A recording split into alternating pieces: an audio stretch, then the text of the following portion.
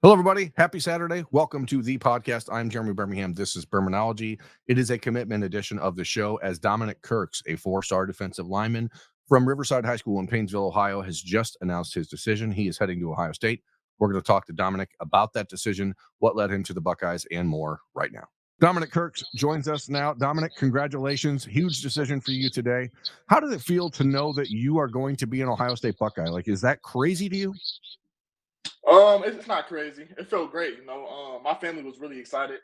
I took the official visit with my mom and dad, and it got a little emotional in the room. When Coach Johnson said I have an offer, I received a scholarship. My dad, it was a dream come true for my dad because he's been waiting about 30 years for this. I'm happy for him, excited for him to watch me actually play. So it's surreal, but it's not crazy. I'm blessed. At all times. I want to thank God, thank my family, but it's a great deal. I'd like to talk a little bit about the process that got you here because you were a name that people started to hear about on the recruiting trail like about a year and a half ago, 2 years ago. I mean, your size, the way you play, the potential you have on the field. People have seen that for the last 2 years, but because of injuries, because of a transfer, I think maybe you kind of got lost in the shuffle a little bit. Yeah. Why did you decide to not sign with Washington a month ago? And did Ohio State have anything to do with that, or was it just you trusting your gut? Yeah. So, like I said, I want to thank God for everything because He really led me to the right decision. I really trusted my gut, and my gut really told me not to sign with Washington. I feel like it wasn't a great fit in the end. It was two coaching changes. Coach Schmidt, my position coach, he took a job, and I'm happy for him and his family. By the way, he took a job at San Diego State as the defensive coordinator, so I'm happy for him and his family. And he let me know early on, so I just felt like it was just a great move to not sign. I don't really think it had anything to do with Ohio State.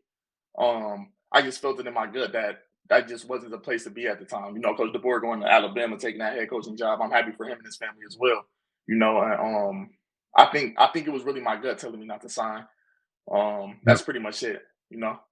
once you made that decision to not sign on signing day or in the signing period, how different did the conversations with Ohio State go, and how quickly did you notice that Larry Johnson was much more like in contact, or was it even different? I mean, that's something that because people I don't think really understand how this went down. Yeah, yeah. So after I decommitted, no, me and Coach Larry Johnson, great guy. We've been in talks for a long time since my sophomore year. You know, um, I think we weren't really pushing anything because my development throughout the years it was kind of fast, but I noticed I was getting better as a player and as a young man, and he really noticed that.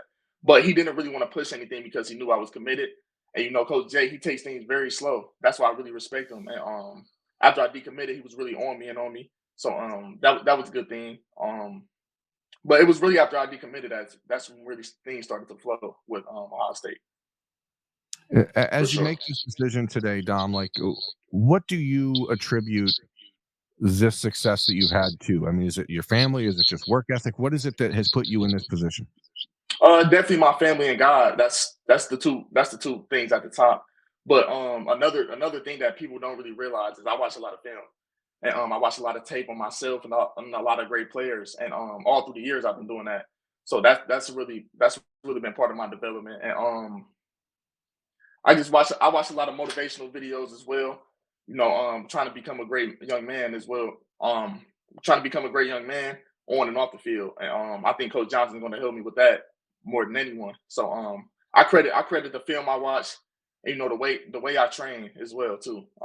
My body has changed. If you see my sophomore freshman year to now, my body has changed so much, and I'm really blessed enough to have that opportunity to develop to the young man I am now.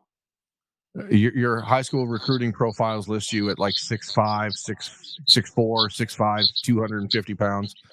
What does Ohio State see you doing on the defensive line? Is it a strong side defensive end spot? Is it more of a weak side? Where do you see yourself developing, and what's the plan that Larry Johnson has for you?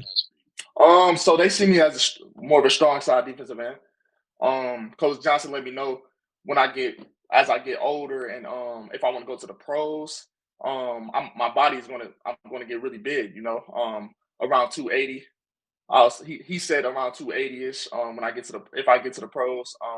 and bumped me down to three tech. So they see me as a strong side defensive end, and I think I'm going to develop wherever I'm at, and I'm grateful enough to be in this position where I can go down to a three tech. I don't just have to stay at the defensive end. I can be as versatile as the team needs me, and that's pretty much where they see me at. Your rankings in the state of Ohio, again, I think are a little bit skewed because there was some injuries that kept you off the field a little bit as a Yeah. senior, and you're the number 11 ranked player in the state. Do you feel at times like because of injuries, because of the transfer that you've been overlooked, and how does that motivate you moving forward? I feel like I've been overlooked my whole life, basically.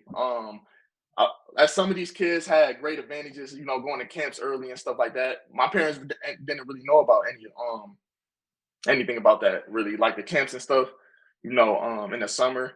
So I really started off late, but I'm blessed enough to know that I have developed as a player, and I realized that I don't think rankings really matter. I don't really pay attention to stuff like that.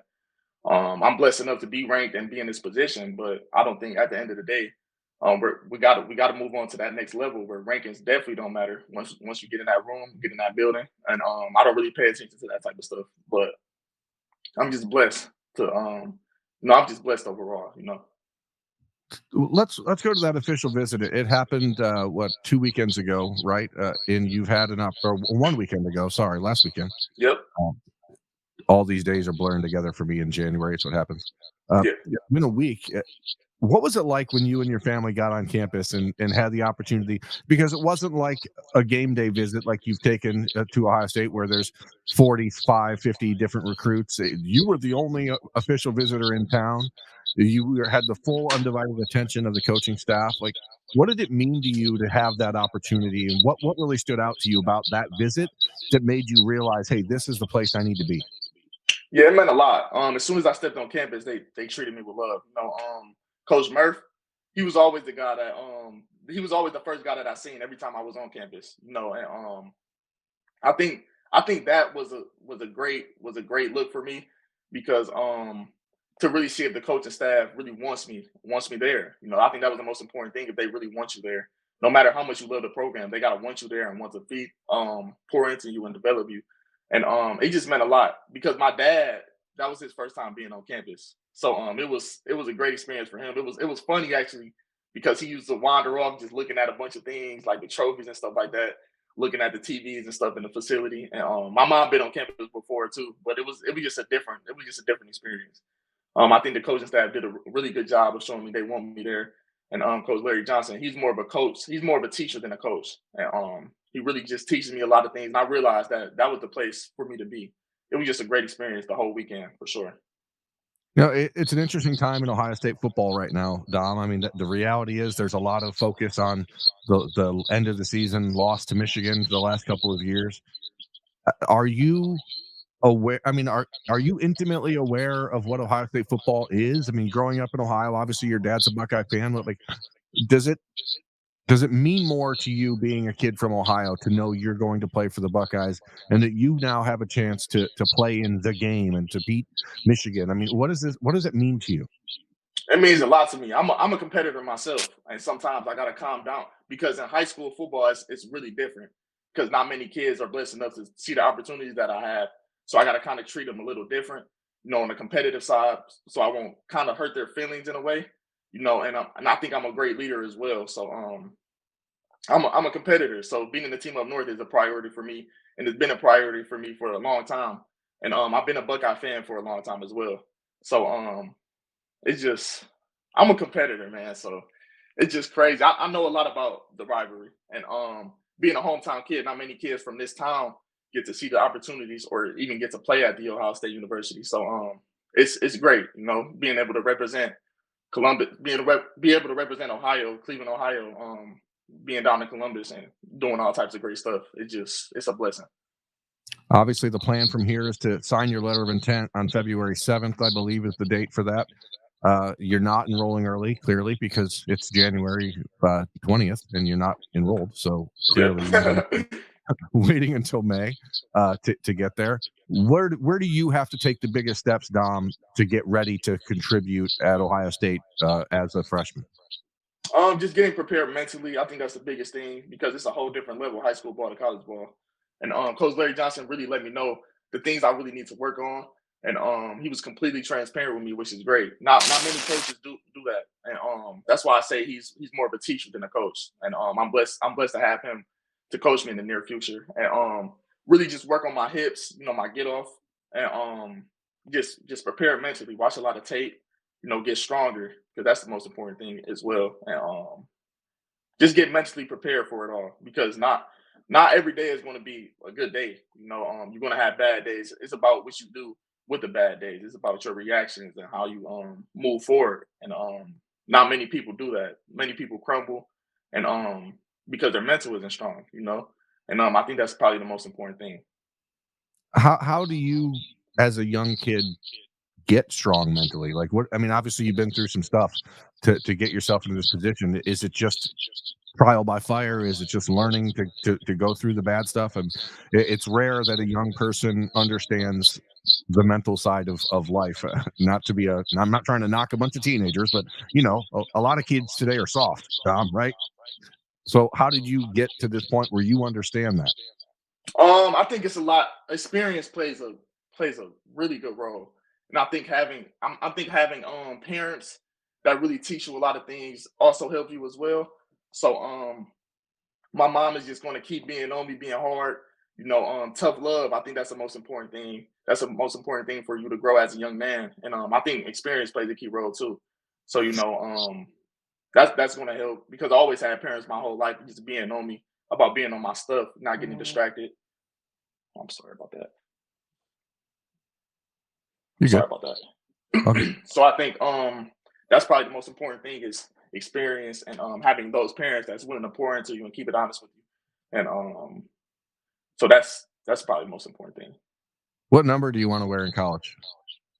That's a good question. I think I gotta work for it. I gotta work for everything. And I know that block O means a lot, and you have to go through a lot of things to get the number zero. So I wore zero my last year of high school, if you ain't know. But I wore six all through high school.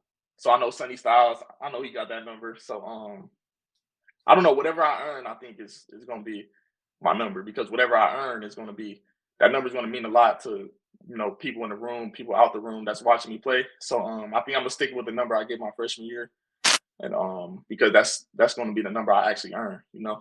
So In the six would NIL be era, six would be great. Six would be great, but well, those single digits are hard to get as a freshman, as you know. yeah, yeah, for sure. You may have to switch after that first year if you're going to want to roll into six, because I don't think Sonny's giving that up heading Yeah, into he not.